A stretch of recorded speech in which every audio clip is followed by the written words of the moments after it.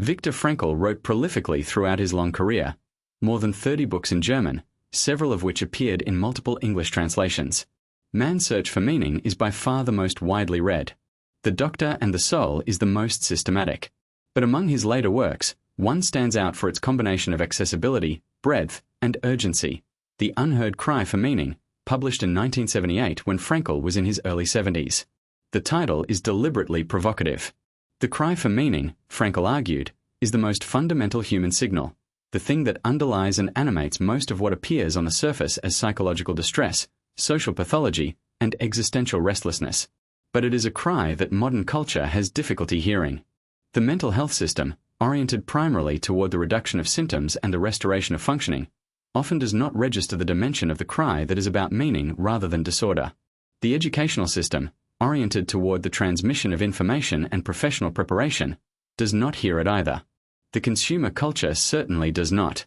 The cry goes unanswered, unheard, and the results are visible everywhere. The book is organized around a series of essays, each applying logotherapy to a different domain of contemporary life. Frankl writes about drug addiction, arguing, as he did elsewhere, that the epidemic of substance abuse is not primarily a medical problem or a failure of willpower but an existential one.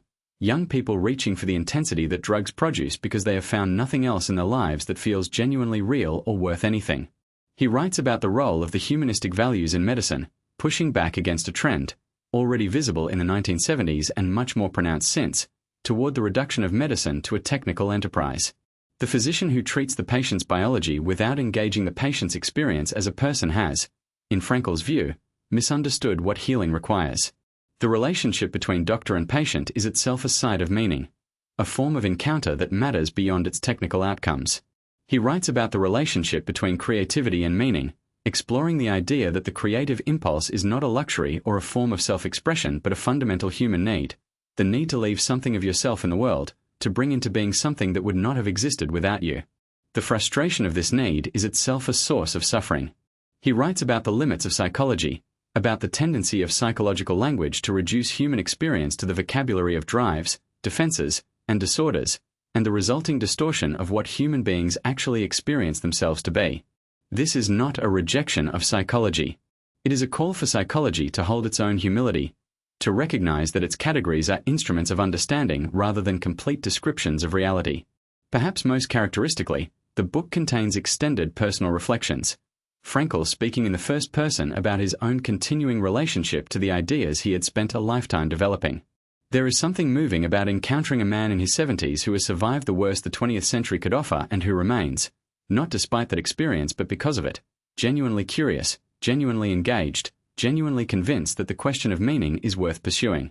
The Unheard Cry for Meaning is not as tightly constructed as Man's Search for Meaning or as philosophically ambitious as The Doctor and the Soul. But it has a quality that neither of those books quite possesses, the warmth of accumulated wisdom, freely shared.